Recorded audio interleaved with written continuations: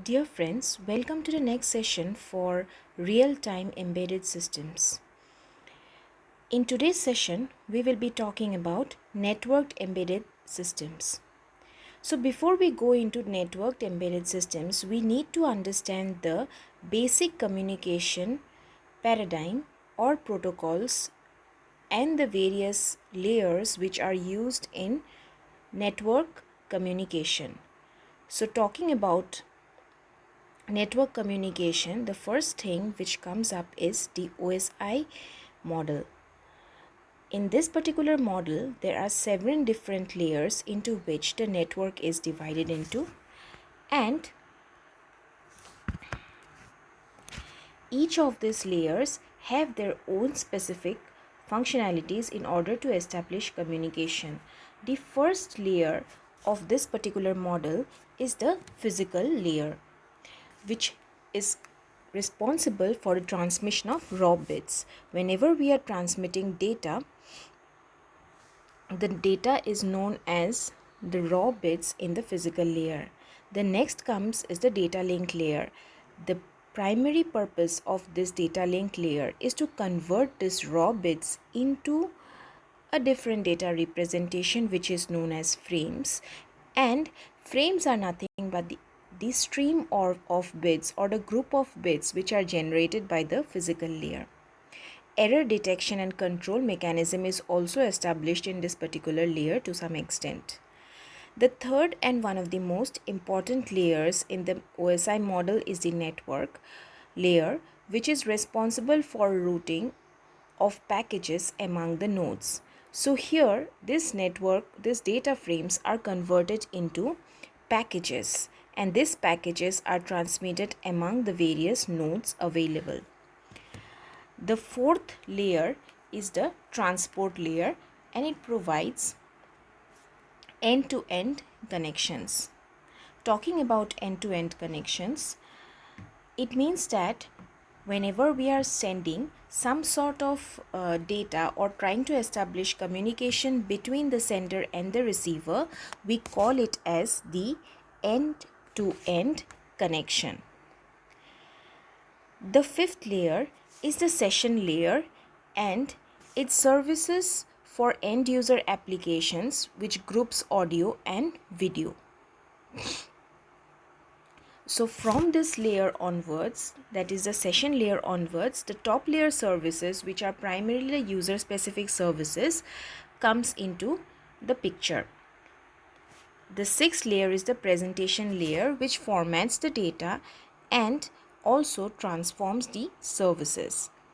And the seventh layer is the application layer, which serves as an interface between the network and the end user program. So the various user interfaces or the various applications with which we can work with is available in the application layer, as well as some protocols which will be establishing or helping us to establish the communication between end users. The first three layers are strictly dedicated towards communication path.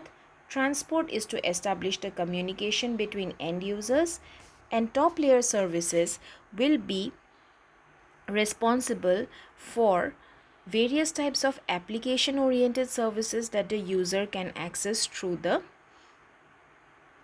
communication. Going to the next topic, that is, why do we need a networked embedded system at all?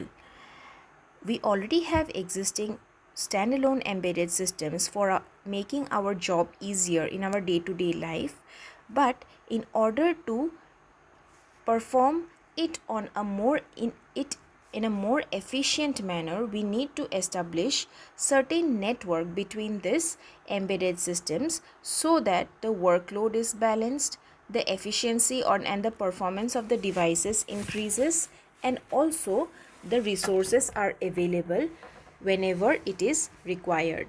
So the first point that we would like to discuss is allotting computing power or resources nearer to where the events occur. Now, it might not be always possible that certain action or event is occurring in one particular place at all the time.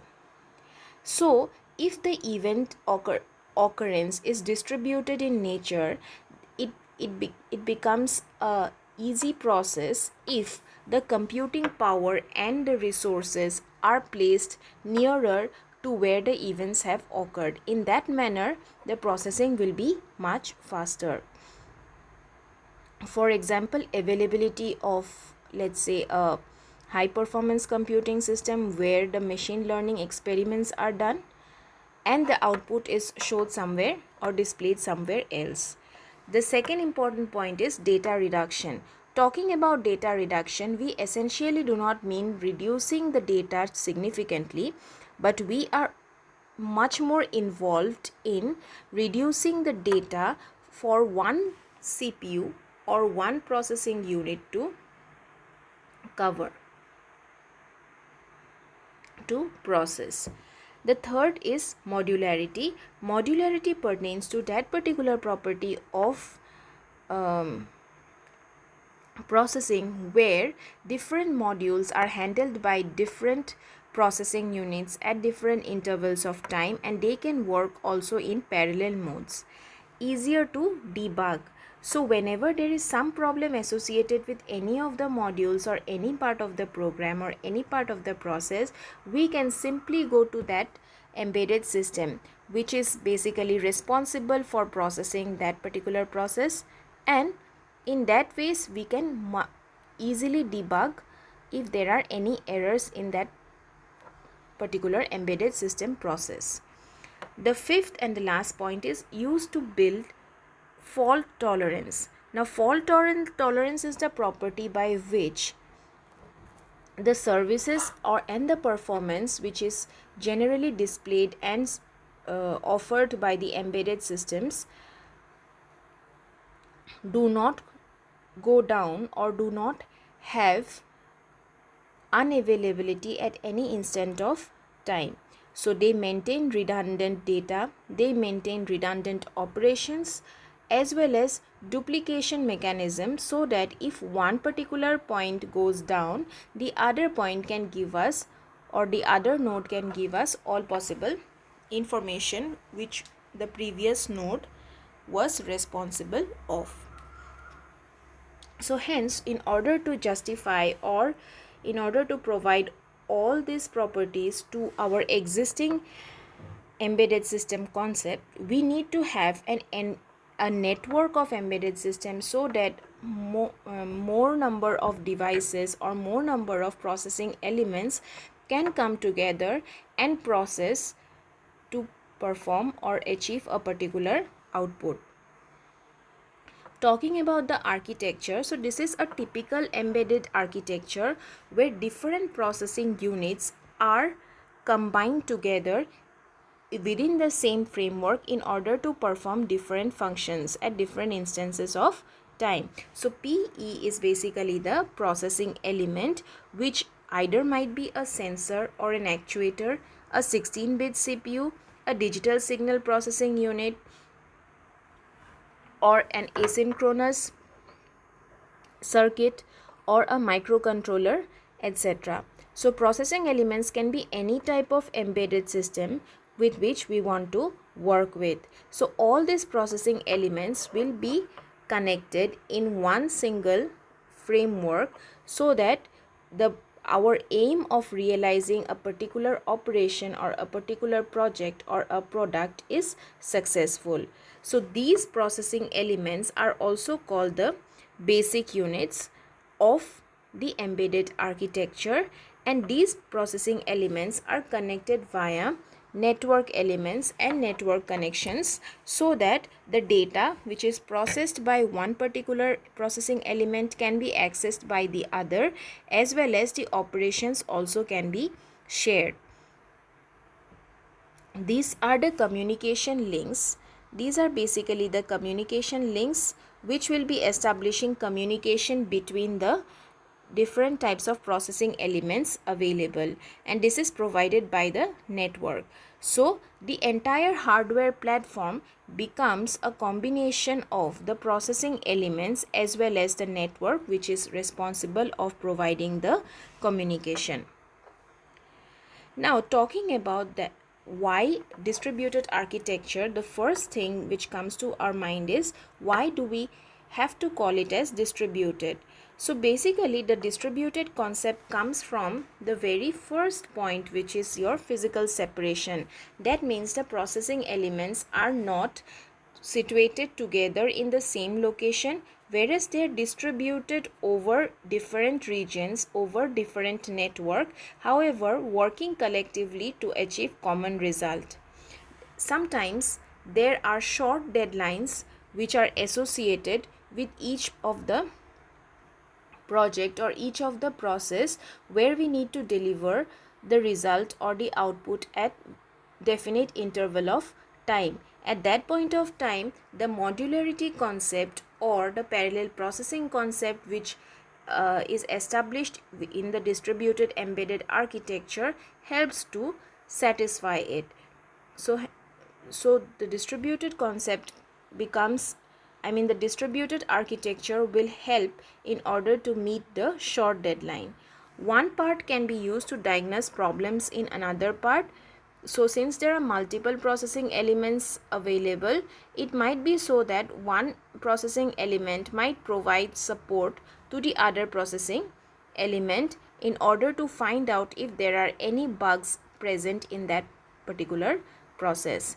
We can use one CPU to generate inputs for the other to use as output. So all of the processing elements would be working hand in hand so that they can help each other when there are problems, and they can also generate inputs and outputs which are beneficial for each other to complete the process within the stipulated deadline.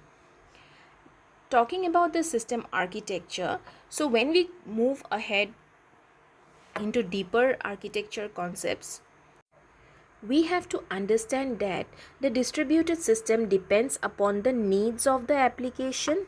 That means what type of application we are dealing with, and the cost constraints. So what is the cost available for developing that application? So requirement and the cost plays key roles in identifying which type of distributed architecture are we going to adopt for our project or adopt for our work. As understood, network can be classified based on topology, scheduling of communication, and routing. However, talking about the system architecture, which involves both the hardware and the software, we have to keep in mind network communications or network categories, because they form one of the basic elements of the system architecture. So when we talk about the standard topologies or simple topologies of network, the simplest network is represented in the form of point-to-point network, where there is one source, one destination, and no data switching between the source and a destination. So there are communication links in between, where one behaves as the source and the other behaves as the destination. Now the same destination can behave as a source for the third destination. So there can be a full duplex half or a half duplex mode of communication. Now full duplex essentially means that both the processing elements are communicating at the same time, whereas half duplex mode of communication pertains to the concept that one processing element would be allowed to send information, and the other will be receiving at that point of time. And when the other gets when the other is allowed to send information, then the previous one has to wait for the information to be received and processed. Both of them cannot work simultaneously.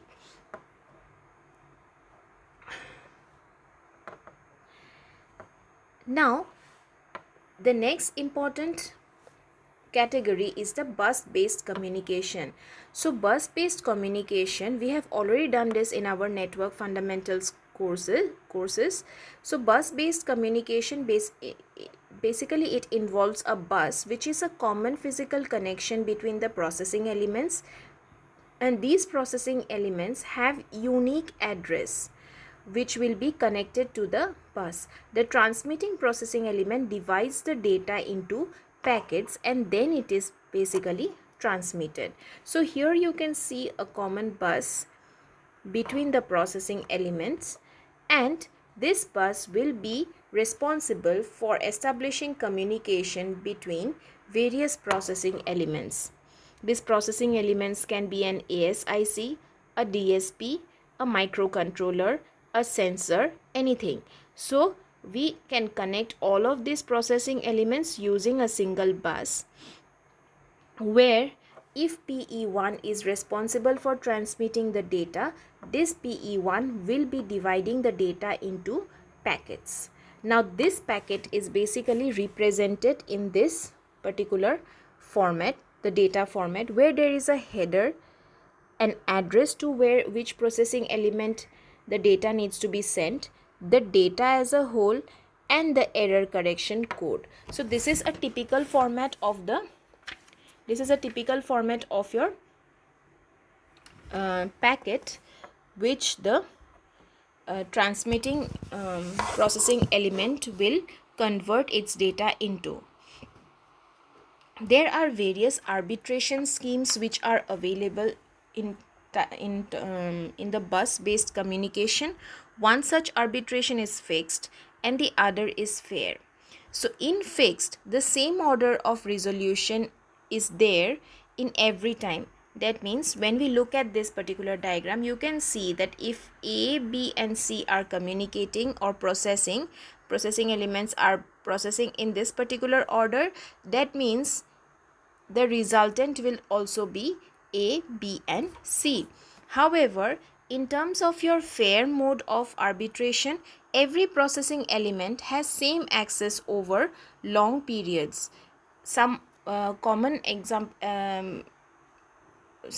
fair arbitration mechanism is the round robin mechanism. So here every processing element will have same access over long periods. So if we look at this diagram, so in the fair mode of arbitration, so these three processing elements having access at A, B and C, in the next particular instant it can move ahead with B, C and A. Similarly, in the next particular instant it can have C, B and A.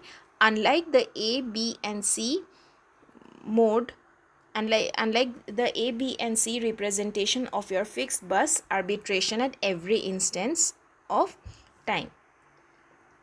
The third and one of the most important communication is basically crossbar. So crossbar reduces communication conflicts of bus-based communication and it allows all possible input and output. So crosspoint is a switch that connects an input to output. We will see this in the diagram in the next slide. So it is non-blocking in nature and can handle arbitrary multicast combination where the crossbar switch is the size is proportional to n square.